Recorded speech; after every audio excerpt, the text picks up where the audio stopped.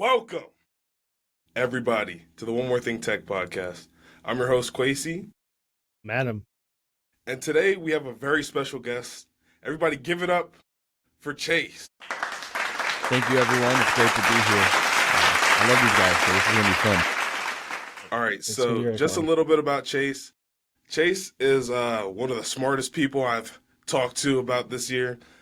He always has some great, this might sound like a little bit of glaze, but he always has some great takes. And, he always brings a new perspective to any conversation we have when we're working. So that's why we brought him on the show today. And Chase, if you just want to let them know a little bit about you, that'd be great. Yeah, so I primarily for work do like video production and event production at a university. And so we're always running around problem solving, figuring out all sorts of things. And on top of that, it's like big Apple fan over here, right? Like I've pretty much got all the stuff that it can be afforded. And so, fancy watch to iPad to MacBook, like gadgets are my friend. And so this kind of stuff really, really excites me. And so, and a little bit of fun about me, I guess, if you want to know about my personal life just a touch, like I love running. I've done some triathlons, training for the marathon this year. So I'm about to get real busy with running and all of that. So, yeah, but I'm sure you'll learn more about me as we kind of go on because all my opinions are kind of shaped by my life. So That's awesome. I personally don't like running, but more power to you. Most people don't. I mean, the last conversation I had about running literally went like this. I don't know that I like running, but I like saying that I went for a run today, which is a very different thing than I actually want to be on the run. You're out there and you're like, I don't really want to be here. But then later you're like, I'm really glad I did that. Feeling. There are some people that run because they had to for survival, and some that just do it for fun. So it's nice. Yeah, Adam's only running if he's getting chased by something, I'm sure. I used to run. I just, I don't know. Should get back into it at some point. Okay, so I know last week we had one surprise episode midweek, and we had plans to record that same week again for a Friday release, and there was an incident with Quasi that we had to just kind of push back, and it's okay. No, it's not. Don't be mad, Quasi. You want to give him the scoop really quick? What happened, Quasi? So actually, two things happened. First, I went to the dentist, right? I had to go to the dentist because, one day I was flossing and my filling came out, and I was like, you know what? I'll wait till I get out of the semester for me to go get this fixed, and I'll just fix it when I'm home. That way my parents can cover it. Because, let me tell you something. Dental is expensive, dude. Getting a filling is like $800. I don't have $800 in my bank account. Actually, that's not true. I don't have $800 for dental in my bank account. So, I waited, and then, I got home, and I was like, hold on. Why does my tooth feel like this? And it wasn't a great feeling. It just hurt a lot. And so, I went and saw the dentist the very next day, and then they told me they're going to give me a root canal. So moral of the story is don't wait, and you might be able to save your tooth a little bit. And then also, the very next day, it was Friday. I don't know what happened to me. Well, I do. I had food poisoning, but all my energy was just sapped, and it was not a great feeling. So that's my fault for last week. There were supposed to be 2 episodes, but we couldn't make it happen. It's okay. We're gonna kick back this week. So we did have an episode every week still. We haven't missed that. That's a big point of it, though. So to continue on, though, Apple with WWDC last week announced some more things besides what we talked about, and that is WatchOS 26. One thing I want to get is Chase's perspective because he's a runner, and there is some nice features, even with the show notes that we have from Apple, that runners are going to like. What are your thoughts, Chase? Well, let me talk about the first thing, and I think it's the thing that people hear and they see, and they're like, do we really need this, and is this really going to be helpful? And like Apple often does, they make it helpful, and they're going to potentially make it valuable. But I remember the first thing that I noticed is when we get into this whole concept of this workout buddy, it's like I don't know that runners are looking for their watch to talk to them more, right? It's like we want stuff to be more useful. I don't necessarily need a coach. So I'm curious to see how this pushes forward as we talk about thank you. I'm really glad that you're going to it's like, they demonstrate it like this nice calming voice is like, good morning, I'm glad that you're out for a run today. You have lately been running this pace and all this stuff. And I laugh because it further, there's always this competition between Apple Watch and Garmin and like all the other competitors and what they're doing. And the stigma is that like Garmin's coaching strategy is mean and forward and you're never doing enough. And now we're seeing more evidence that Apple is in their camp, which is, you're doing great. I'm really glad that you're out here doing this today. And so I'm really curious to see what that's like, because to me, I look at it and I go, this is not something that like people need, but somebody must want it. Somebody must be like, this is a useful thing.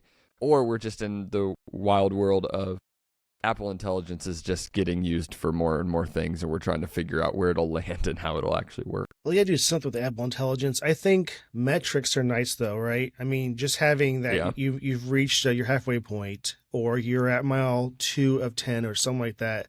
It's kind of cool to see. So you don't have to look at your watch so much. Yeah, I'll be curious to see how some of that works, because you can get your Apple Watch to do a lot of those things now if you put in the work to tell it. You have to be very specific. Like, I want you to tell me this. I want you to tell me when I get to this point. If I go in and like, I could tell I want to run 5 miles today, and it's going to tell me when I reach 2.5, right? Like, it's going to give me the halfway point. But it's very, there's no like character to it. There's no building to it. Like this does have the potential of giving you more useful information without you needing to work so hard for it, which could be, there's immense value in that. And the moment, like most things that are new, the moment that you have it, you will realize you would miss it if it was gone. And I think this is going to be like one of those things, like as more and more runners like get into this. And it's good for Apple, because I think like Apple needs to put themselves deeper into the athletic space. I've had a bunch of conversations about this. Like, if you're getting an Apple Watch because you're a runner, like, they're still not there yet, right? You get an Apple Watch because you love Apple's ecosystem and you like the other things that come with it. So it's like, I have an Apple Watch not because it's my best answer for this, and so, but because I want the way it interacts with all the other things that I have. And so I'm always hopeful that Apple will be able to do better in the space of running. And like, they built the Apple Watch Ultra in the first place, and they talked about it being the first watch that could complete an Ironman, right? Because the battery life was finally there. Well, it's like, yeah, but your competitors you could do that and then still not charge it for days. And so there's some of these like other things so I'm excited to see that they're even in the space and thinking about how do we make the fitness side of things better, because the reality is a wearable is often like a lot about fitness. Like, that's just the reality. That's kind of how they started getting there. That's why we were putting technology in watches in the first place. Absolutely. And Kwesi, do you like WatchOS 26? What don't you like about it?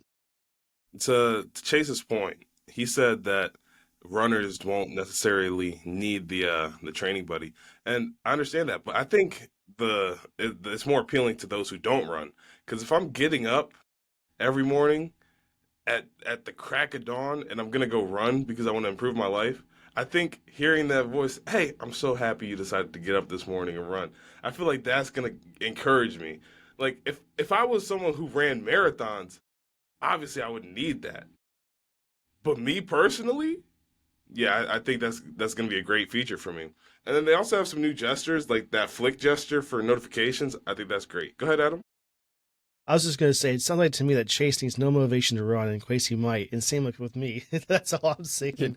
Can I just say too, like you guys can, like, everyone who has ever run could just call me out right now. And it's like, every runner talks like we're tough. I'm telling you, there's going to be a day that I'm going to get up and I'm going to go run, and I'm going to be like, I don't want to do this. And I'm going to start the run because I'll have the motivation to get there. And that voice is going to show up and be like, I'm really glad you're doing this today. I'm like, you know what? I'm glad I'm doing this today too. So it's like, it's going to come around to me too. But all runners like to talk like they're tough and they don't need any like help and assistance. But there's going to be a day that I'm out there and Workout Buddy does something and says something that I'm like, you know what? Apple did a good thing. Like, Apple continued to do a thing that I didn't think I needed, and now I don't want to give up. Well, the thing is, it was a very small announcement of what it's going to do. I think there's going to be far more to it that we're going to see once it's actually out. I don't have the band on my watch yet. I probably should just do that. and just see how well it works. But we all know the beta is not going to offer every feature according to launch in September. So I want to see what more it has, because that's just for running what they showed in the keynote. What about like working out and doing bench presses, or if you're going to do, I don't know, other exercises as well? Is it going to do the same for that? That's my question. So I'm curious to see how that motivates others besides runners, because that was your showcase, and we'll see. Well, and not to mention that running is the most running is the most basic form of metrics that we're using. And so it gets way more interesting when you're like, okay, I'm taking this to the gym, or even I'm doing this on my bike. Like, we're talking about very different things that, like, watches have often needed helper tools to do well at those. Like, I need different gear on my bike to get all of the metrics that are useful in terms of like power and those things. Because like running, you need your distance and your heart rate, and that's really all the metrics. Like, it doesn't need anything more. It can give you all your pace and all your other stuff.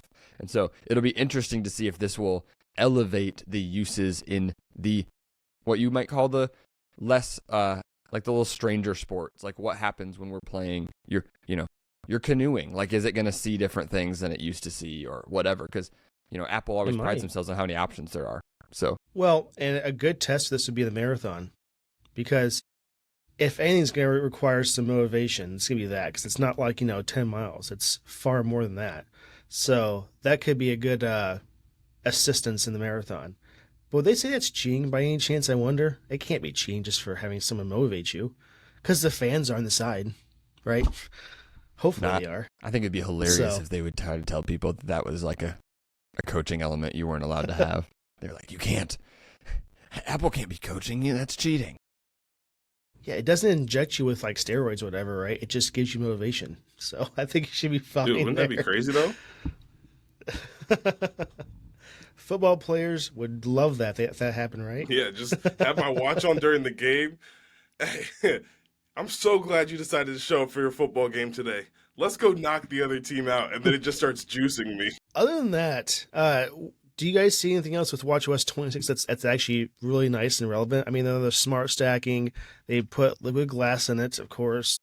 But other than that, I didn't see anything groundbreaking in this category of releases. Did you guys at all? No, it was kind of disappointing in my head too, because does that mean that the next Apple Watch is going to be just not that impressive? That comes out in September. So there is some linked information we have. We have an inside source from a engineer at Apple that I'm not told you guys about yet. At the next Apple Watch Ultra, which comes out this year, by the way, is going to have a price of $1,000. And it's going to offer more features and more, what Chase said, it's going to offer a lot more metrics and things for exercising that we don't have now. And that's a price tag. It's been confirmed. That's what's going to be. What are you guys' thoughts? It's insane. Hold on. This is crazy, because the watch is about this big on your arm, right? Why are they charging the exact... That's more than the base iPhone, if I'm not mistaken. Yes. That's the price of the Pro. Yes. That is insane. Well, Pro's going up too, but yeah. Oh, I'm happy I bought my phone. Pro's going to be, I think, $1,100, I think, base. That's just me guessing. That's not confirmed. Well, I would assume that if that's the case, they're probably just starting off at 256 gigabytes instead of the other thing and just dropping that 128 option. But that's not the thing. I just feel like for a watch, because the Apple Watch is $800 right now. Currently, Ultra is, yeah, the Ultra 2. The Ultra. So, first off, I think that's a horrible deal. And Adam, you got to understand, I just don't think it's a great deal. Here's the deal, why. and I'll say this. Those of us who have drank the Apple Kool-Aid think that $800 is fine. Yeah, mine's on the charger. Otherwise, like, it's on my wrist all the time. The only reason it's on the charger is because I tracked my sleep last night, because I'm letting that thing do everything it knows how to do, right? It's just like, but those of us who have drank the Kool-Aid are like, sure, here's my $800. You want to go take your $800 to somebody else? You want to go take your $1,000 to somebody else? I'm like, Apple's going to need to do some new things, right? Like, they're going to need to make it worth my $1,000. Now, they can do that because there are competitors that have $1,000 watches. right? Look at Rolex. They're out there, right? Thousands. Well, there's that too. Like you can compare prices and go, there's just fancy watches, right? Which is $1,000 easy. But now we're talking about like precious metals and stuff, and like Apple's not in that department. You know, you can make it look fancy, but it's not real. You know, we're not talking about gold watches. We're not talking about that kind of Apple stuff. Watch Edition, let's not forget that when they first came out. People bought them from the dogs. That's all I gotta say. It's true. I'm just saying I'm actually not shocked by the $1,000 price range, like the price point. I just think that they need to do some things that make me turn my head a little bit and go, oh, we did create a new thing. It's not just like we made it thinner or we made the screen a little bigger or whatever. It needs to be an actual adaptation towards what they're going for. But I don't know what that looks like. Let's back up with that, Chase. So would you say the Apple Watch Ultra now, you have the Series 2, correct? Apple Watch Ultra? Yeah. Is that, in your opinion, $800 worth every penny for what you do with it? Well, in short, I would say yes. Like it's worth the money. And I think the main reason I can justify it is like right now is one of the rare few minutes of any day that I'm not wearing it. Like I have it all the time. You know, and there is something to be said for a device that I, for whatever reason, find use 100% of the time. Like I always have it on, and I'm always like, I care what it's tracking. I use it. I'm rarely worried about battery on it because that's the best part. I charge things pretty much every day anyway, so it's like not dropping to nothing. I can, it does everything I need in terms of workout metrics and running and all of those things. And not to mention that even though when it first came out, everyone was like, this thing's ginormous. Well, you start wearing it and you forget it's there entirely. You know, like there are bigger options. I would say, yes, it is worth every penny in the fact that I wear it all the time. So I really don't think it's going to be hard for them to put $200 more value in it. I think what Apple is the risk for Apple is that for people who just want a watch that does a specific thing, you can get way cheaper options that do some of the things Apple does, but just does them better. It just doesn't do as many things. And so like I see a lot of runners talking about a couple different competitors that are like you can get a $300 watch option that's actually a better running watch than an Apple Watch is, but it's not an Apple Watch, right? Like we're not talking about apples to apples, to use a bad, but it's like we're not talking about like one-to-one here. So in long, I guess, yes, I use all $800 of my Apple Watch, right? Have not regretted spending the money. I mean, I've had it since like the moment the thing dropped, right? So, and I've had no problems with it, and I don't even put a case on it. I mean, that thing's like may as well be indestructible. Like yeah, it is. So I guess for me, and here's like a fun side note with this. I mean, I'm using the Apple Watch Ultra mostly for the battery. I'm trying to do more metrics for working out and stuff like that, which is really nice. But notifications are great too. Just quick little responses for things is nice. But for me, when my wife that doesn't use tech like I do gets an Apple Watch Ultra, this is the 2 in black, right? When she gets that and her first response within a week saying that she cannot go back to a standard Apple Watch, that's where it hits hard. Because you may not use every feature that it offers, and maybe it doesn't have all the things now that you need. But to hear that response from a non-tech person, that shows that it is worth it in my head, and it just really pushes the point that it's not like every other watch out there. There are watches that are far more expensive, as we both know. There are watches that are better than Apple, but overall for use and for what it gives you and for the ecosystem, it works very well. Now, with the new one coming out, we got to take into consideration the tariffs are coming out. That could be a big factor why it's more money. I don't know. I'm not sure if they're going to add more to it. That's going to be so much better. What I'm told from the leaker that we have, that's Insider, it's going to be well worth every penny. That's all they've said. They cannot give any more information for obvious reasons. But they had it in hand. The person that I talked to had it in hand. They actually saw the prototype version, and they said it's worth it. You have to just wait. So, given that information, I'm very hopeful, and it's one of the engineers at Apple that worked on the watch itself, so it's not like someone that's in marketing, it's someone that's actually seeing it and using it right now, and that is, to me, hopeful. Now Kwesi, I just have to just point this out though. Do you not have the stainless steel Apple Watch? I don't know if mine is stainless steel. I gotta be honest. I'm I think I have a Series 5, but like I see my thing is the Apple Watch is like the smallest part of my Apple ecosystem. And I have everything aside from the Vision Pro. I have the MacBook, I have the iPhone, AirPods, iPad, I have everything. But like the one I find myself using the least is my Apple Watch. No. Like some days I'm I going to forget push to back put it on you in on. there, Quasi. It's the thing that you think you're using the least. You Yes. wearing it Some right days now? I even forget. No, like this Okay. morning I woke up and I forgot to put it on. All right. It's still sitting on couldn't the do charger that. in my apartment, and the reason is it got to a point where I'm like, why do I want notifications buzzing on my wrist? You know what I mean? Unless I'm working out, I really don't see the value anymore of the Apple Watch. Well, your Because focus it's mode's like, Quasi. You get no notifications typically throughout the day, I'm guessing.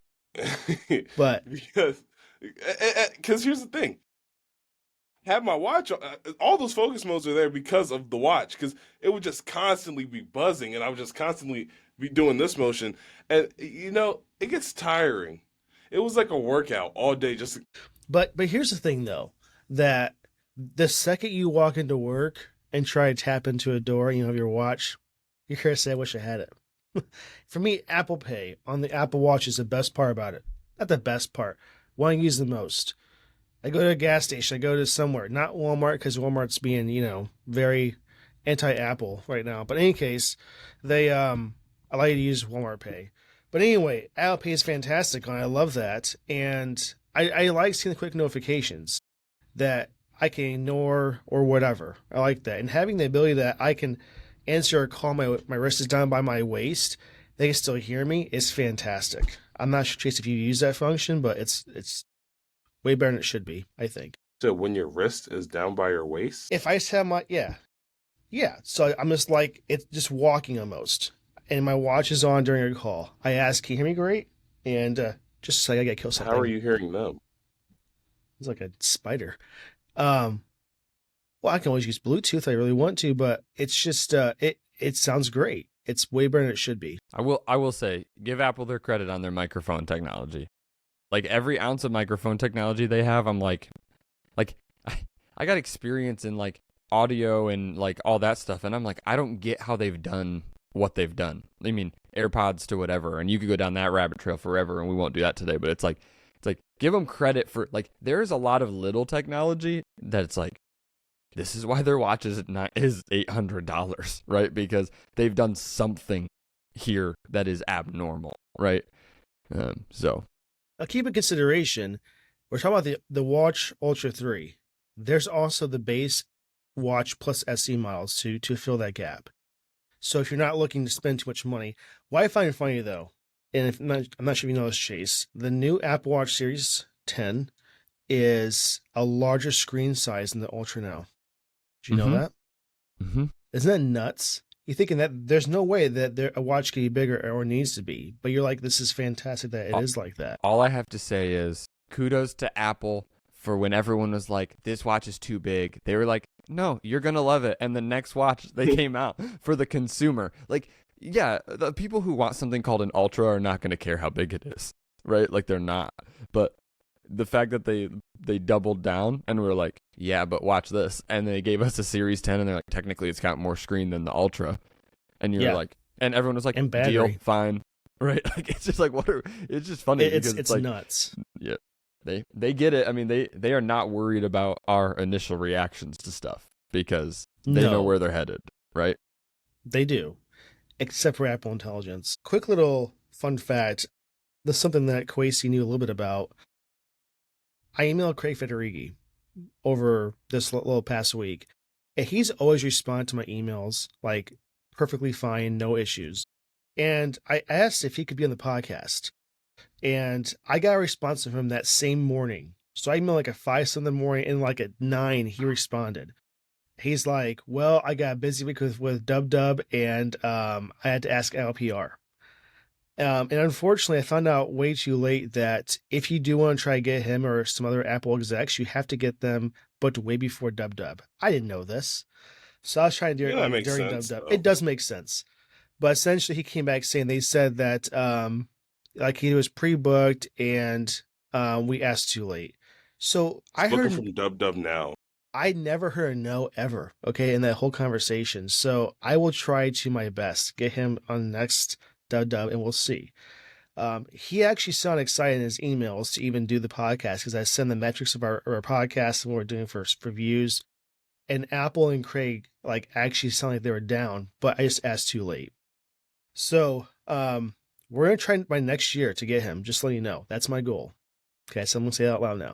So, any case, to move on, tvOS. Quace, let's start with you. Did you find anything really crazy here, or worth having for your next Apple TV? You know, me personally, I don't have an Apple TV. I just have, what? Oh, I lied. It's not mine. It's my roommate's, but like we use it like every day. So my apologies. I just sat here and lied to you. But I've never really paid attention to the OS, and the same was true when the event came on. I was like there, and I think I like blacked out or something. I don't even remember what they talked about for tvOS. Well, here's I went to wash dishes. here's my question for you. If you don't notice the OS of your Apple TV, when was the last time you used somebody else's smart TV technology? Because let me tell you right now, I won't even tell you the type of TV that I have because it's not fair for me to say how awful the interface is. And the only way to use the TV is to plug something else into it, right? Like I boot my PlayStation up every time I want to stream anything because I don't own an Apple TV in my current house. I have used Apple TVs more than the average guy who doesn't have one. And like their interface is potentially the best one, right? Like Roku's doing great, right? We can talk about Roku. Fire Stick makes me nervous, right? Like it's like you get into all these things and it's like, but Apple TV, it's like everyone wants to talk about the price of an Apple TV in comparison because you can go buy like a Roku whatever for $30, right? Yeah. But I'll tell you right now, you know what I've never had lag on me? An Apple TV. Right? Yeah, like I think you haven't used it long well, enough. There's that too. Everything lags with age, right? But it's just one of those things where it's like I don't know but I also go and I'm like, I don't know what you could do with the OS that I'd be like, this is better. Because right now it's just simple. It's all right in front of you. You just go get what you want. And that's really all I need from my Apple TV. Right? I need to just get to the thing I actually want to be doing. There's not like function in the Apple TV I need it to have. No, I get that. I think the best function of the Apple TV is the fact that you have the physical remote, right? And the physical remote is all right. Let me give them their credit where credit's due. Might be the best remote out of any streaming thing, any streaming box you can get.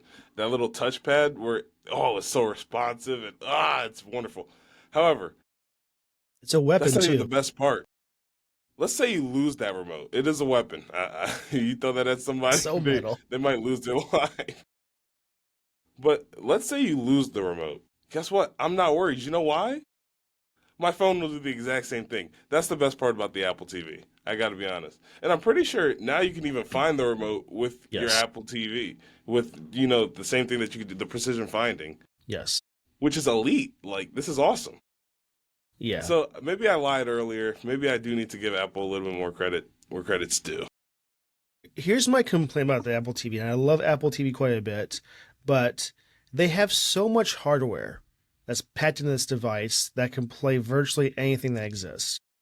Except for the OS that they put it on doesn't give you full functionality of like high-res audio and high-res video of any sort. So like we all know with TV apps and streaming apps, they transcode to fit your device and your network connection and stuff like that. But you cannot natively play a 4K UHD movie off Apple TV without an app that can support it.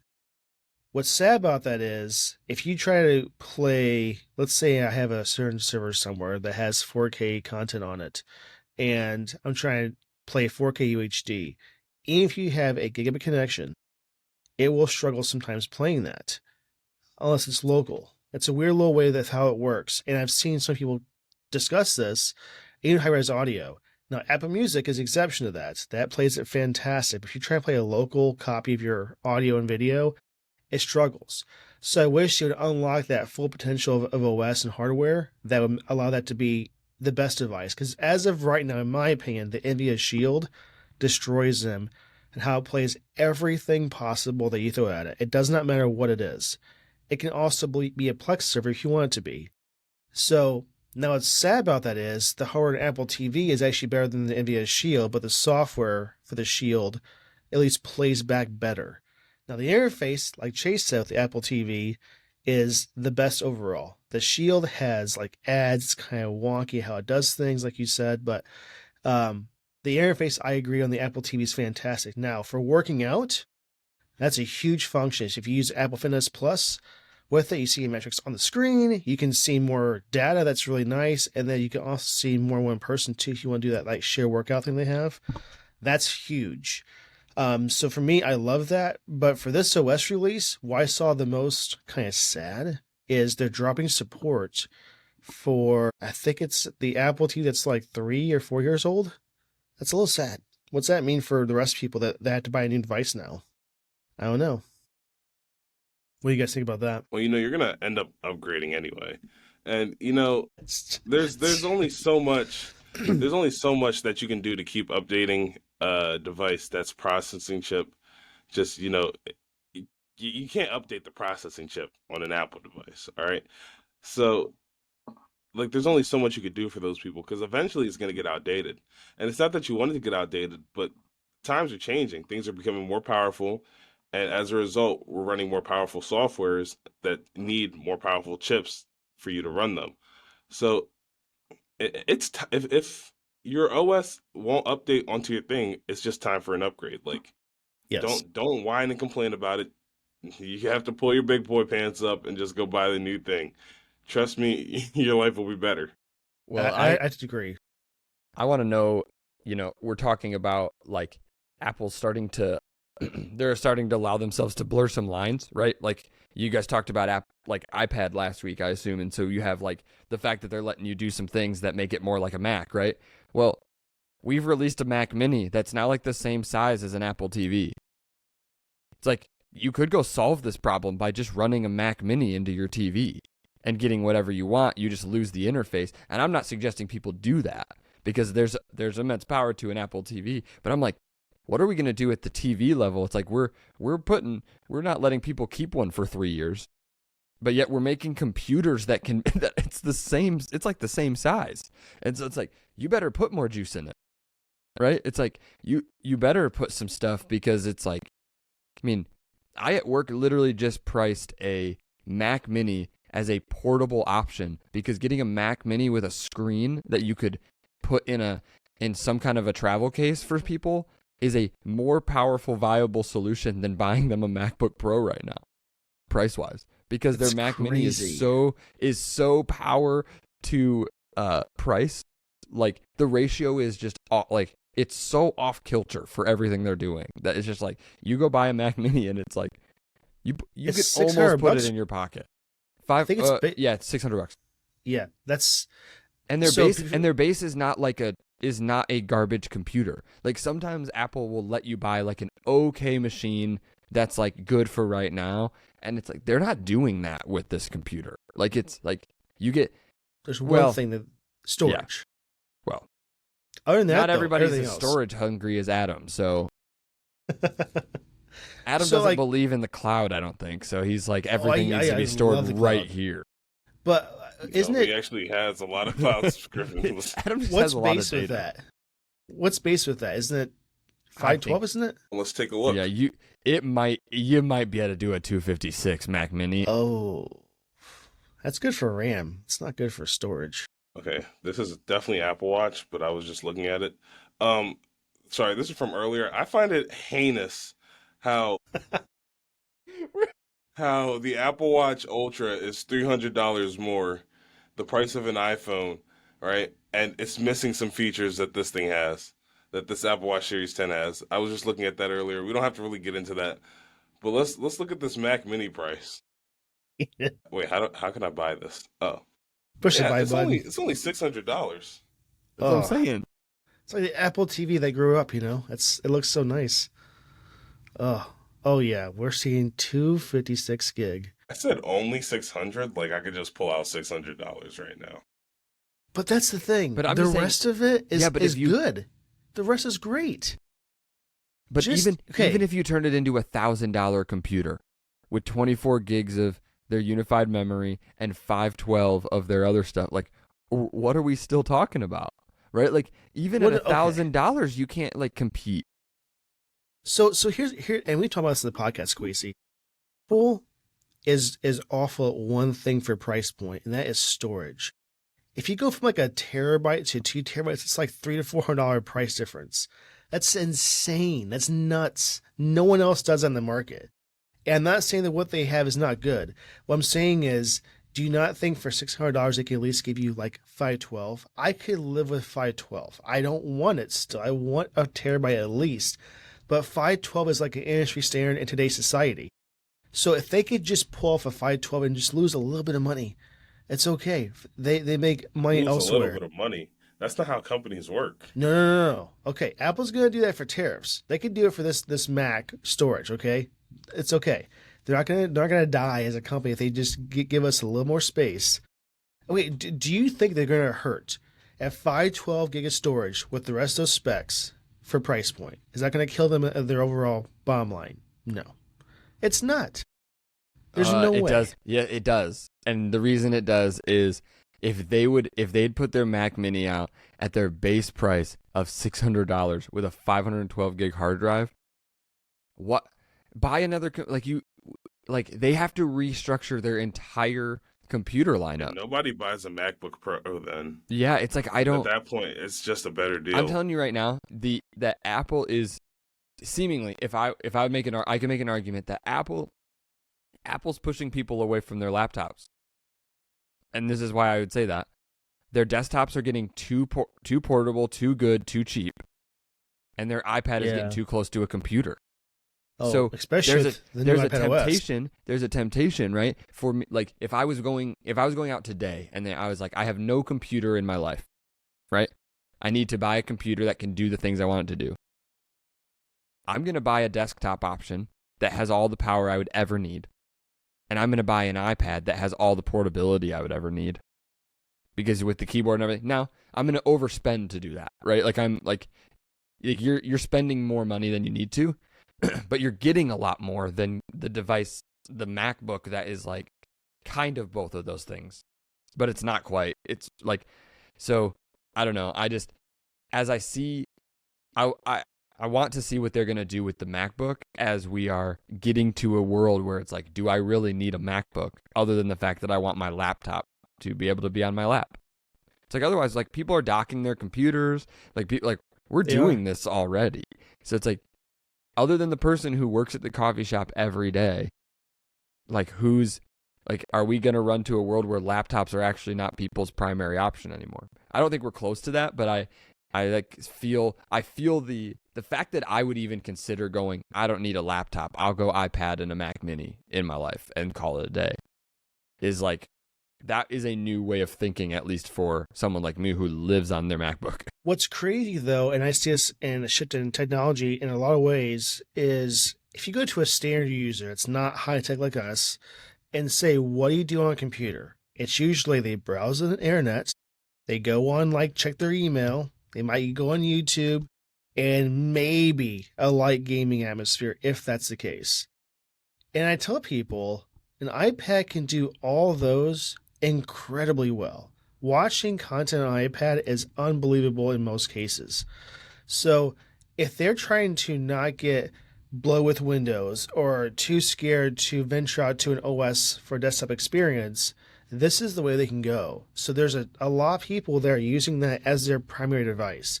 The battery lasts 1,000 times longer, and it's so portable in a lot of different ways. So that's something to keep in consideration. Now, like for us, I couldn't just run an iPad only. Like if I'm doing editing or just high-tech anything, I really can't do everything with it. But it's probably 70 or 80% there, I would say, from what I do on a computer. So that's pretty good to see that. So it's hard that when you're trying to find a device that meets your, the iPad does that, so does the Mac, and so does the Mac Mini, or just MacBook Pro. So it's a question of which one do you want to venture into, or do you get multiple and have a great day or a great week? And I would look at it and I go, we're in the world of, do I get the one device? Do I get the one device that can mostly do everything I want it to do, or do I get the two devices so that I can do everything? I just have to pick the device I want, right? Because if I'm on a plane, I want my iPad. I don't want to get my MacBook out. And since my iPad can pretty much do everything I need to do mobilely on my MacBook, what do I need a MacBook for? But when I need the power because I'm going to go edit some video, I need to have the desktop version at home to do that with. So yeah, I mean, we're in a world where you have, kudos to the ecosystem. Go pick your best option. They're giving us options, right? And you can make any of their options powerful, and you can make any of their options, you don't have to overkill yourself. They're letting you buy the computer or the whatever that you need. So True. Crazy. I know we talked a lot. What are your thoughts with this? Me personally, I have to disagree with you, Chase. I don't think the desktop is where it's at. Because here's my thing, right? I have the MacBook Pro. I have the M3 MacBook Pro, right? And obviously, super powerful, just like the desktop would be. But here's the thing. I use an iPad mini, right? That's the only iPad I like in the entire lineup. Now, you might say, Quasey, how could you possibly use an iPad mini? It's assumed because you're a giant person, your hands are giant as well. No, let me tell you something. Now this is a little bit off topic. Did you know that I can't reach all the way across my phone? Look at this. This is genuinely as far as I find that hard to believe, Quasey, but okay. And people ask me, I feel like you could use a new technique, but we won't go there. No, because if I don't hold it like this, I promise you it'll fall on my face. Now, mind you, I wanted a smaller phone than this, right? So, and with me, it's always been the small stuff. So I have to use the iPad mini because, first off, in my opinion, it's the only iPad that's still an iPad. You're you right. know what I mean? That's it's true. the only one that still fills out what the original iPad filled out. Second, I'm not using my iPad for workflow. You know why? Because I could do that all on this device right here, this Mac. And, Adam gets on me a lot because I have my Mac in low power mode all the time. Here's the thing, Chase. It's not really a low power mode because of how much power this device has. You know what I mean? And let me tell you something. When I edit videos, because I edit a video every week for this podcast, and I'm talking some chunky files. It'll be like a 16 gigabyte file that I'm importing to the thing, and guess how long it takes to import? Seconds. Maybe 30, 40 seconds. Yeah. And here's what really upsets me, because back in the day, I used to edit on Final Cut Pro back when I was in I think middle school. And then, I moved and they made me use Premiere Pro when I got certified in Premiere Pro. And that was on Windows computer. And neither of those computers could ever export. Mind you, we only recorded in 1080p, right? And it would always take an entire class period just to export. So you'd have to get all your work done the previous class period just so you could export it the next class period. And I've never had, dude, maybe max 15 minutes. Max 15 minutes. And that's like a full 4K stream with me just bouncing back between Adam and me just in 4K with also a third stream of us both on the screen in 4K. It's just if I can carry around that power with me, why would I choose to leave it behind? That's just where I'm at. What if you could leave more power at home and through the cloud you could do all your editing mobile, and you could do that from I really think that's what I was gonna say earlier. You know how Windows has the remote desktop, or I don't think it's called remote desktop, but you can use your laptop to get into your desktop, and I think it works on your phone too. I don't know why that hasn't come to Apple. It is. Especially, it is. Oh, yeah. Oh, did I just lie to everybody? Yeah, you lied to everybody. I use this literally every day at work. That's embarrassing. Yeah, you should watch that. But I don't know. I don't know that it's not the same as I don't want to be using that at the coffee shop on the Wi-Fi getting on my home computer. Like, it's not like, and you're not going to be video editing via remote desktop, right? Windows, I think you might have that stability, but it's like, It's okay. like I could do that if I was at like in the office on the same network already as the other device. But it's like the day that they go, hey, take your iPad, but you could use your iPad as a mobile version of your at-home power station. It's like, oh, okay, well now you have my attention, because Yeah. now I can just open up my Final Cut from home, and I can use I could put a Mac Studio at home that just cranks. You let that thing render and it's not even doing anything on your current device. Like we're in a whole nother world now. But no, it's the MacBook Pro has power. Like, this is not a joke. This is a computer that can do all of the things. Like, I have access to wicked awesome Mac Studios all the time. And I'm like, do I want to get up from my desk and move over 10 feet? Or do I just want to use the power I already have sitting on my desk, right? So true. Like, that's a testament in itself. There's one thing I forgot to mention I did not want to miss about the new Apple Watch OS 26. And they're going from ARM 32 to ARM 64-bit. Now, I'm not sure if that means a lot to a lot of people, but for developers, that is everything. That means more processing, a better way to interface with the OS and how it works, how things relay in code. And that is a massive jump that they're going to have. So that does mean for sure the next chipset for the Apple Watch will probably be a very new Apple Silicon that we're going to be so excited to see. I'm not sure if you guys care about that as much. I'm kind of a developer. I'm trying to do more of this stuff, but just seeing what you can do with that and the Apple dev stuff right now that you can see on the developer side of Apple, it's fantastic. So that's one feature that's going to bring more to it that Xcode gave you a lot of functionality to do. So just to mention that before we get too far. Yeah, and sorry, while we're on the topic of developers, remember when I put the developer beta on my iPhone 15? Oh, here we go. Yes, I do. Guys, I've got to say, I regret that decision. I got hit with the white screen of death, and it's just it's not looking good for that phone. On the phone, mind you, that he has to give back to Verizon for his trading value to be effective. Yeah, my brother's taking it on Thursday, and That's going to affect your trading value. You know that, let's right? hope. They're going to try to turn it Well- on, and they're going to say, wow. Well, here's the thing, right? It can't affect it that much because it's just a software thing. Yeah, And yeah. it's Apple software. It's not like But it might put not on be. something else. I mean, this phone's been through a lot, as you know, Quasi. The back It shattered, has been through the camera doesn't quite work, a bit. and now we have an OS that is completely broken. So It it's sounds a like little they're scary. not going to be concerned about the OS. That's what I just heard you say. That's They're true. not- Here's the You're thing. gonna take that in. They're gonna be You like, don't know no, the you're camera doesn't already work you're unless we already in use the the low OS. tier of trade-in. We Oh. don't care if the screen turns on great. Like we'll figure it out. Quasi, They tell don't know Chase, that.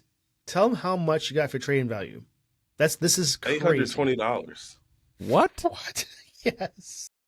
See, that was my reaction, said but I wasn't gonna. $820? I wasn't gonna sit there. I wasn't gonna sit there and tell the lady, "I think you need to reassess." No, you don't tell You know them what that. I mean?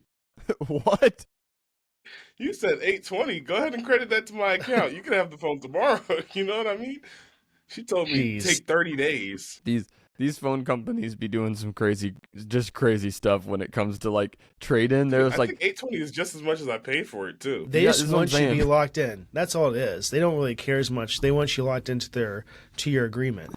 Yeah, they don't care what you're paying for your phone because we can be I don't even want to know what price margins and profit margins are on just the fact that I'm paying them to use my phone. Like, Oh, it doesn't cost them more literally. money for me to be on the same tower as all these other people. I mean, I'm sure it does. Some execs somewhere just like threw up in their mouth a little bit because every phone that hits their tower like matters to them and it's all money, right? Like, and I'm like, yeah, okay, like true, but also like I don't have to pay you this much money for all this. Yeah. But because of that, Crazy just got $820 for his like near broken phone that doesn't even Well- run right now. So we have to do this in the Well, podcast. it was running when I was there, when I was at Verizon. Like it was because it was still on iOS 18.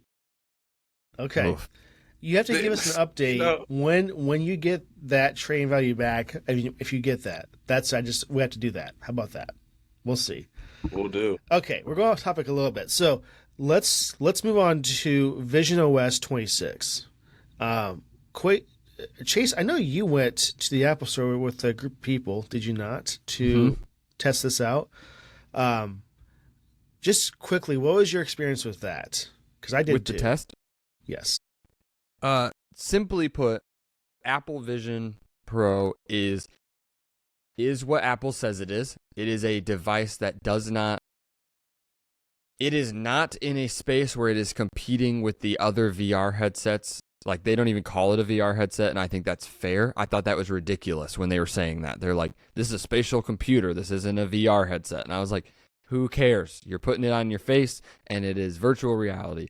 And it's not, right? Like, it's, first of all, the hand tracking technology, fantastic. Flawless. Oh, like, yes. like I'm sitting at a table, and the table barely is enough to, like, block like what it's trying to do. There's not a control, like there's no remote or controller. It's tracking your eyes, which is a weird thing to get used to because like everyone wants to look at something they're not working on, which is like something you don't ever think about. Like I'm typing here, but I want to like look over here, and that's like not really how it works. But I mean, everything from I can put a window wherever I want and it stays there is impressive. From just the fact, I mean, the screens in it are incredible. Right, like I have a, I almost cried when I saw it. I have a Quest 2, like personally, right, just for my own enjoyment, right? And no, that is not a competitor to the Apple Vision Pro, right? And the Quest 3 is closer, like that's, I mean, but it's still not a competitor. Like they're not in the same space. They're not looking for the same people to buy them. But it's like, man, it looks good, dude. Like it looks good. Like you put it on, and people want to talk about it being uncomfortable. It's not that bad, right? Now, Was it it's heavy for you? Was it I heavy didn't in your think about hand? it. I didn't Okay. think about it. Like I only did the demo, right? So I'm not doing what they talk about people wearing this hours and hours and hours, you know, I and they couldn't talk do about that. using all the time. And it's like I'm not at a place where I even want to do that with any headset, let alone something that's kind of heavy. It was not light, right? Like you knew it was there, but I mean, it looked good. I was talking to the guy in front of me, like, because I could see right through it. I mean, some of the, like, he got too close and now he breaks through, like, the virtual barrier. I felt like it's all done really well and really clean. And so I'm impressed, but I still think we're at a place where it's like, we got to get the technology smaller, and I'm so glad that I don't have to develop that. Okay, question for you about your demo. Did you get the demo where a butterfly land on your hand? Did you get that? Yeah. Not me at all. And I was super upset about that. Not that it wasn't a good experience, but that's the thing that everybody says that's the best part about the demo because it's super accurate. And I'm like, okay, great. And then that's demo 2. I got demo 1. So I asked for demo 2 right afterwards, and I got rescheduled another appointment, which me and Quasi are going to do, by the way. You should do. We are. Yeah, he has not yet experienced VisionOS, and that is unacceptable in most cases. So the price point's too high. They need that's got to get lowered. That's Well, I also think that they're building a workflow that doesn't work in our VR headset form factor. And I don't have an answer for them that doesn't sound like it's from a movie. Like I don't have an actual technological answer. They're building something that the day we can put this technology in a pair of glasses, everyone will own. Oh, yeah. Do you know what I mean? Like everyone will own. And next year. Right, like the moment it is in a place that I can put on my glasses in the morning and the battery lasts me all day and I have everything on in front of me, for people who want that, right? Some people are like, I don't need to be that tied to my technology, but like that will be the day that you go, this is what Apple wanted, and this is what they wanted the whole time. But you can't fit that. There's so much power in it. Like you can't fit that in that form factor. But someday, technology is always getting smaller. I have the Meta Quest. Sorry, it's not the Quest. The Meta Ray-Ban glasses, and this is just prepping me for what Apple is going to release. These are not a full-blown AR VR headset and glasses. Like it's not what they're for, and it's not what they do. But when Apple has that next year, sorry, 2027 is when it's going to be out. That is going to change everything because that might really hurt the Vision Pro in general. Now, it's not going to offer all those features, correct? But it's something that I'm looking forward to and see what they're going to do because it's so tiny tech, tinier than an Apple Watch. But I'm excited to see that. But Kwesi, I guess Kwesi and Chase, what did you guys find interesting with VisionOS 26 besides the massive jump from VisionOS 3 to 26? I gotta be honest with you. I did not even like I did not pay attention to any part of the Vision OS. Like there's two parts of every Apple presentation that I don't pay attention to. Obviously, Vision OS is one of them because I don't have a personal Vision Pro. You know what I mean? I've actually never even touched the Vision Pro. We're changing that. So like it just didn't matter to me. Now, I do feel like I'm letting the people down because I should have came with an opinion ready and I should have like really went in depth about how nuanced the new operating system is and like all the little bits that, have changed, but all I know is that it's liquid glass. Or I'm assuming. Liquid glass. I just want to know. This is what I really want to know. We watch Dub, right? And they're out here and they're putting these big old like paperweight type things all over this desk. Like that's how they designed liquid glass. There's no truth in this, right? Like they're over here, like those are they're over cool, here. It's a great graphic. Like it looks like these guys are like, look at this cool like artsy thing we're doing, and it's like glass, and we've developed it as this like top-down view, so we know what it looks like. It's like, nah, you had guys sitting on a computer really pulling this together. Like I think liquid glass is like one of those things we look at and we go, do we really need that? And then we're gonna get it. We're like, man, this feels nice, right? But I just laughed because I was watching. I was like, I would love to think that some developers are sitting in an office and they're all moving pieces of actual glass around a desk so they can try to figure out how it interacts with each other. Funny fact, the guy that was ahead of the entire OS overhaul has been fired from Apple the day of Dub. The day of. That's great. I don't think that was. I mean, there's a backstory that I don't really know, but I like it. I think it looks nice, except if you do the full blown clear glass that's like a white tint.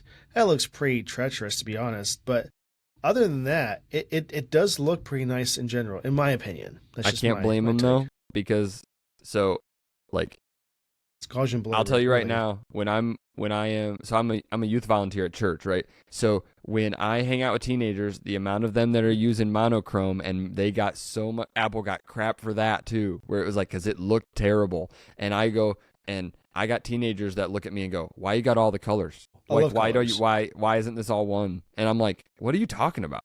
And I see their phone and they're like, this is the way. And I'm like, whatever, man. Like, I weep for the youth, man. That's the case. That's so sad. Yeah, no, my older brother has the same thing, and my little brother too. And it's like, I genuinely don't understand how you think that looks good. And how do you know which app you're about to click if they all look the same? I think people have stopped clicking apps. I think everyone's swiping down and typing in what they want. Oh, absolutely right. not. We're just hiding things at this point. We're not there was a day where I cared about the folders and cared about moving stuff around. No, I got too many apps on my phone. I slide down, I type in what I want. I don't even waste time figuring out where it is. Yes. Except for the few that I use all the time, and those are like the 3 or 4 on the dock. Otherwise, it's like swipe down, boom. The one feature that it has that I love a lot is the widgets that you can customize and literally place anywhere, and it stays in that one spot as you move around the room and stuff. That's pretty nice. Other than that, liquid glass is a feature, but they didn't do too much with this either. I think this is a year to play it safe at Apple, because last year they announced too many things that they couldn't deliver on. And they got to stop that. I mean, they just really have to stop that. And they did this OS for Dub. Nothing here that I see is not in the beta. Now, I can't testify for every feature of every OS because I don't have everything like that. But I will say for the phone, it's pretty much all there right off the bat. So unlike Apple Intelligence, that we'll get in 2 years, it's just there. So I applaud them for playing it safe and not announcing they're not going to actually just do and release this year. So that's my take on VisionOS. Is there any final thoughts with this before we move forward to the big discussion that we'll try to keep short? Big to big discussion? Oh, there's a big discussion coming up, and you guys, it's going to be Quasi and Chase versus Adam. I know it. I know it is. You don't know that. I do know that. Stop being so wrong, Adam. Let's just move on to a big topic. Did you guys hear about a thing called the Switch 2 that came out like a little bit ago? You might have to refresh my memory on that one. No, I'm joking. it's just the from Nintendo that they released to compete in the market of just handhelds and gaming in general. But I have a lot of thoughts on the Switch 2. I had a lot of thoughts before it came out, and I still have way too many thoughts and discussions with it. But let's start off with Chase first, and then Quasi on with the Switch 2 being out now in public and been out for a bit. What are your thoughts? Do you think it's worth buying? Do you think the price point's good? And just the overall what they've released and announced. Oh, man. Gosh, everything's so expensive anymore that it makes me think about everything that I buy. And I don't even think that they've priced the Switch unfairly. And that's what's crazy about it. Because, I say this, you spend that much on a gaming console. Like, it's what you spend anymore. So I can't blame them. Now, like, $80 a game, like, we're getting somewhere like that is whatever. But it's like, people aren't going to think about $500. I'm telling you right now, you can't buy a Switch anywhere right now, a Switch 2, and there's a reason, because people are spending the money. So kudos to their economics, right? Like, whatever.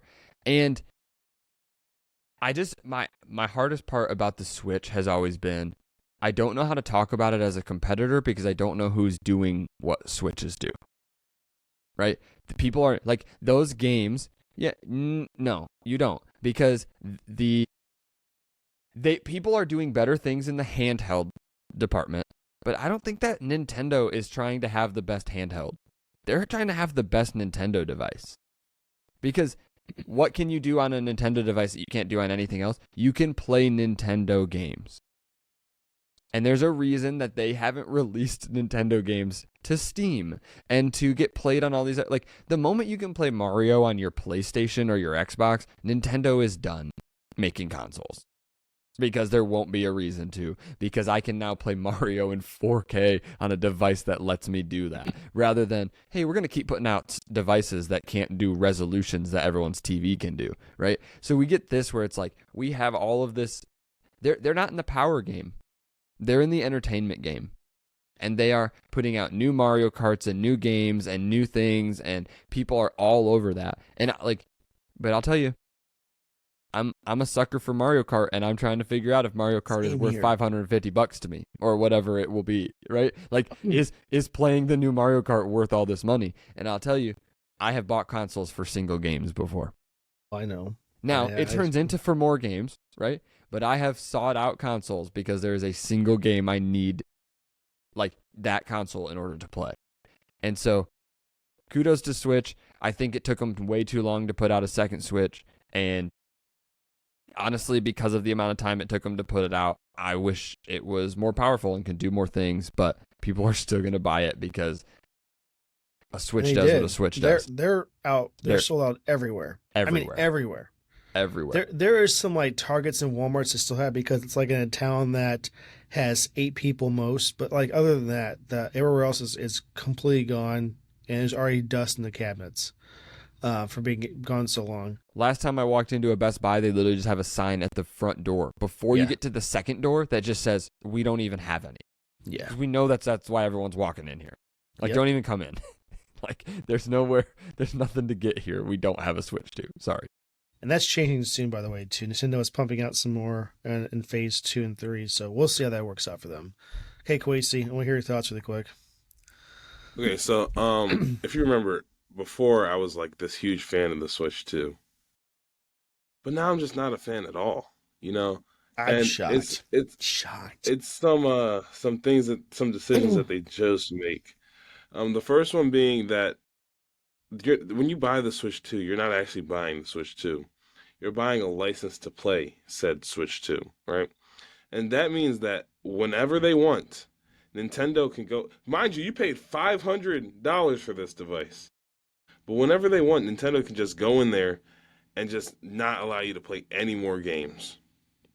Sure, I'm sure they'll have a valid reason for doing so. Like you jailbroke the device that you paid $500 for. Or, pirating games is not a good thing. I'll never tell you to pirate games unless it's, something that's not supported anymore, like a 3DS. But I still wouldn't tell you to pirate games.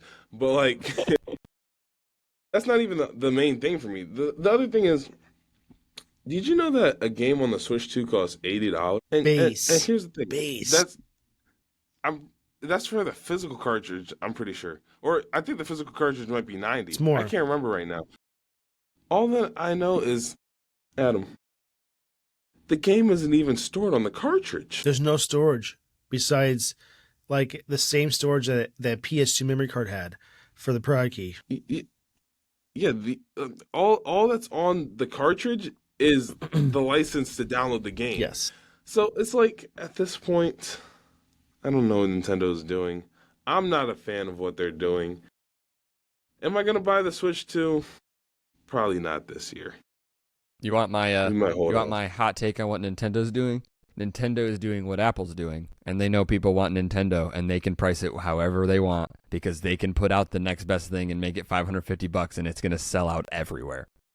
They can put out just like Apple Watch is gonna put out the Ultra 3, and it's gonna be $1,000, and you won't be able to get one. Okay. And it's like, it's the same thing because they have something no one else has. And they know they have it. And like you said, it's going to cause some pushback because it's like, I also know that at any moment you could decide I can't have what you have and no one else has, right? But if they're proven they can price it whatever they want, people are buying it. I'll go through this quickly because if I do this too long, I'm going to get mad. But I'm conflicted too. The Switch 2 is proven to be much better in performance than the Switch 1. That's a fact. It does have a premium feel to it. There's metal to it as well as plastic, and it does feel a lot better from what everybody's saying. And it does have overall better experience to play games. That is a positive. There is some people pointing out some features that scare me a lot. Biggest thing that I do not like is that this is a humongous anti-consumer device. If you take a cartridge that you might have washed in the washer and dried and it kind of works still, and that voltage is different, now your Switch is completely bricked. Your account's banned. You can't do anything more with Nintendo at all. I don't like that. I know that there's a lot of people that try to crack these and try to pull the games off the ROMs. I get all that, but happens with every other device as well. But they're going way, way too hard on this, I think, than they ever should have. I also think there's one big issue that I just seen the other day that scares me a lot. The dock was not designed well at all. People are putting their Switch into the dock without a screen protector, and now it's scratching the screen when they take it out. The Switch in the dock is like it wobbles. So it's not solid like the Switch 1 was. That's a big concern for me. I still think the Joy-Cons over time are going to break the console because that port inside the Switch that it connects to, that little cartridge port, it sticks out too far. So if you push that Joy-Con back for any reason, is it going to break things off or going to cause, those tips of that connection to be just broken? I don't know quite yet. But I will say this. There are games that are going to come out for Switch 1 that I really wish came out for Switch 2 Switch 2 for Switch 1 as well, but they're not going to. Like, I'm not going to see Mario Kart World on Switch 1. I really wish that they did do that. I get selling point to get the new console. I understand that. For me, though, the biggest reason why I would ever buy one is for playing Mario Kart and some of the newer games. Now, am I going to play Cyberpunk on Switch 2? Absolutely not. I have a Steam Deck and I have Steam and all this other stuff to play that with. But there are those exclusive games, like new Pokemon games coming out and games for Mario Kart and so on that are coming out that I'm excited for a lot. So I'm on the fence. I kind of want one for certain things, but man, it's deep in me not to because they're just going too much this year on making sure that it's locked down. The EULA states, if you read it, they can physically come to your house and just take it from you if they want to. And you cannot sue them or do anything about it. What? Like who's No, it's doing insane. that is ridiculous. Like, is that completely necessary? Like, that's more of like your parents grounding you from your console. That's all that means. So I don't like that at all. And then if there's ever a problem like that and you get console banned or account banned, you're done. Now I bought all this, I can't use any of it. Or buy a second set and use it ever again. Let's say I make a new account. That's scary to me. Why is that getting pushed so heavily and no one else is doing that? What are you guys' thoughts? My thought is that Nintendo is protecting the one piece of value they have left. But too But much. They can do it in different ways. I know they can do it in a different way, but they Too don't much. care. This is insane. Right? Like, I think can that's what they're telling us. Like, understand banning you from online. they're like, they don't care. Like, they're like, we have one thing, and it's our unique stuff. So if you guys want to try to break our stuff, and yeah, I know that the tone I'm using right now to be Nintendo is just like my parent or whatever being like I turned into a toddler all of a sudden. They're like, we're going to give you this thing, and it's a privilege, and we can take it away. And you're like, yeah, but I paid $550. I paid $500 for a privilege. Like, this is where it doesn't work, right? This is where it breaks. But it's like, to me, I'm like, I think it screams to me that like Nintendo is nervous, Yes. right? Because they know, one, they know people are getting better at breaking things and jailbreaking stuff and getting access to things that like Nintendo doesn't want you to have access to, and making things more available to people on different devices that can do things better than the device they're putting out. I mean, that's part of it too. It's like they don't want you to be able to emulate this game on a device that could run it better than their device. Steam Deck. Right, like which is not hard because their device isn't that powerful. And like it's not. Like and so I kind of go like, I don't know. Like, I don't love how Nintendo's handling it, but I think they're scared and they have to protect the one thing that they have, which is the novelty of we have games no one else has because we're Nintendo, and we have to like protect that with everything. The problem is you start protecting that too hard, and then you get people who are like, meh, it's not worth the iron fist that you have to like you are clutching this so hard. I don't want to deal with the white knuckles, right? Like, sorry. Because what's going to happen is people are going to lose access to thousands of dollars of games at some point because you can't even sue. And you can't sue, right? You can't do anything. It's going to cause people to be more cautious. And, well, that's what they want, right? That's what Nintendo wants. Forces them to. Right? And I think that we're going to run into a place that we're going to, like, just like the three of us that are like, do I really want to get into that? Like, is it worth that? And then on top of that, is it worth the price point for what I'm buying? Like, what are we doing here? Yeah. And so, I don't know. Like, I like Nintendo's product in the sense of, like, I like their games. And I like what they're doing. And I like that they're in a space that no one else is doing, really. Not very well, right? The whole couch co-op arcade feel is a Nintendo. That is a Nintendo almost exclusive at this point. It is. 100%. And we all want it, right? Like, everyone wants it. And so, I don't know. Maybe that's a call to the other developers. And, like, I'm looking at Sony and Microsoft and all these other game developers. Maybe you guys should start developing the arcade style, like, compete with the Marios and the Mario Karts and these things, and do it in a way that forces Nintendo to make different decisions. I don't know.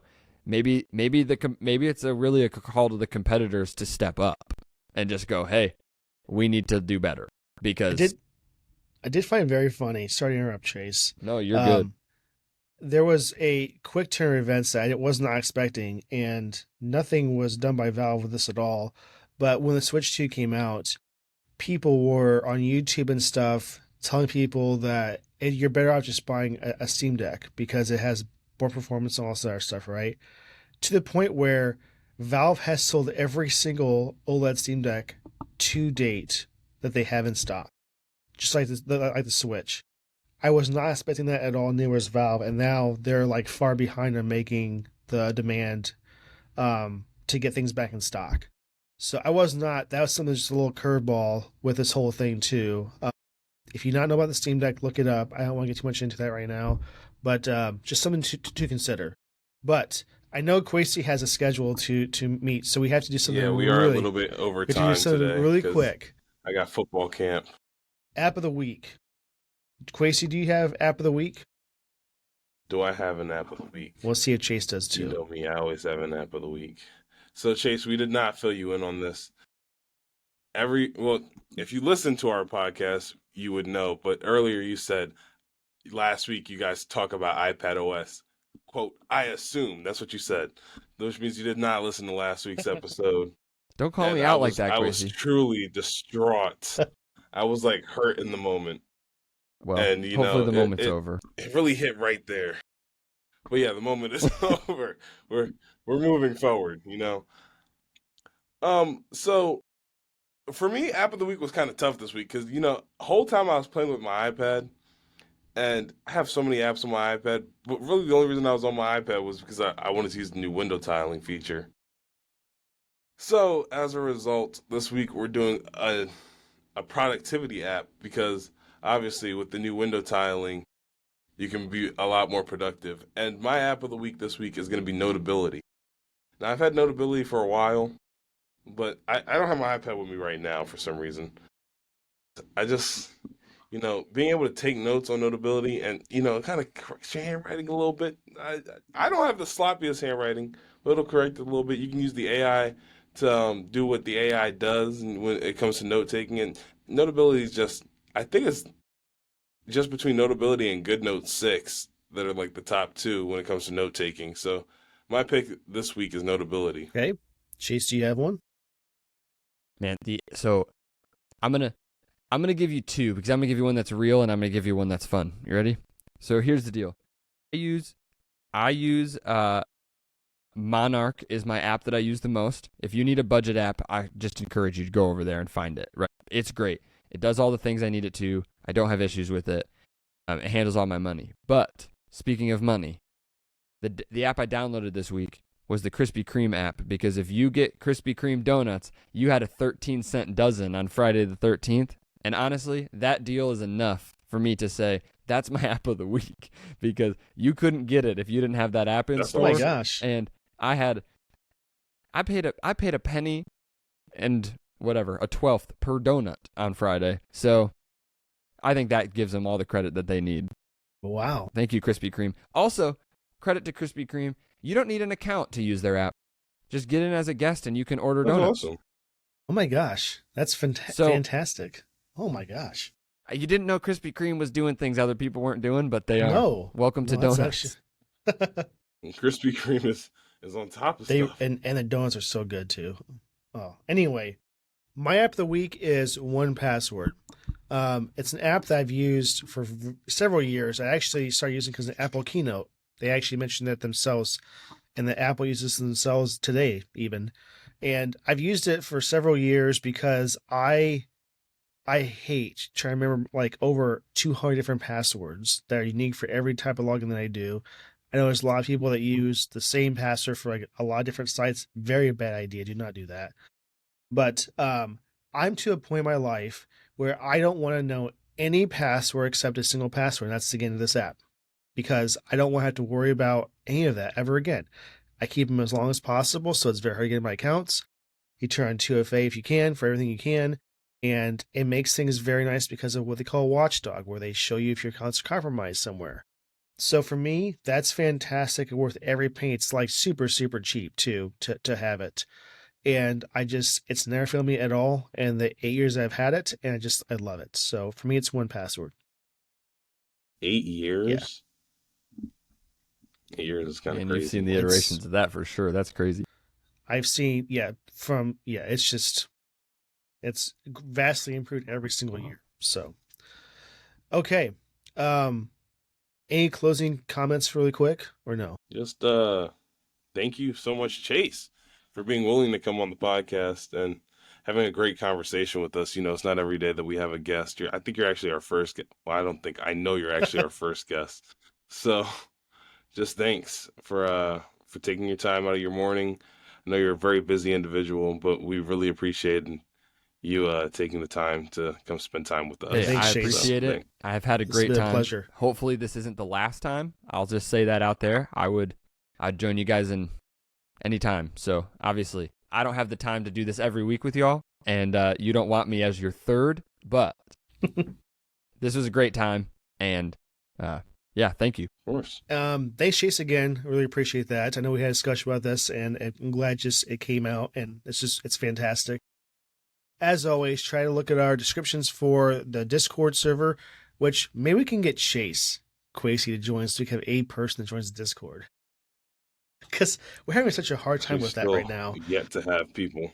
I think that's like the place where we get the least engagement. I think so too. I don't know why. I mean, it's just because our audience does not have Discord. I'm not quite sure. That's okay. But please just make sure to look there for announcements at least if you can.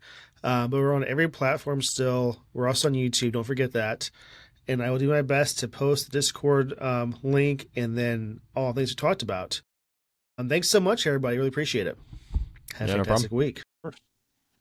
All right, have a great week.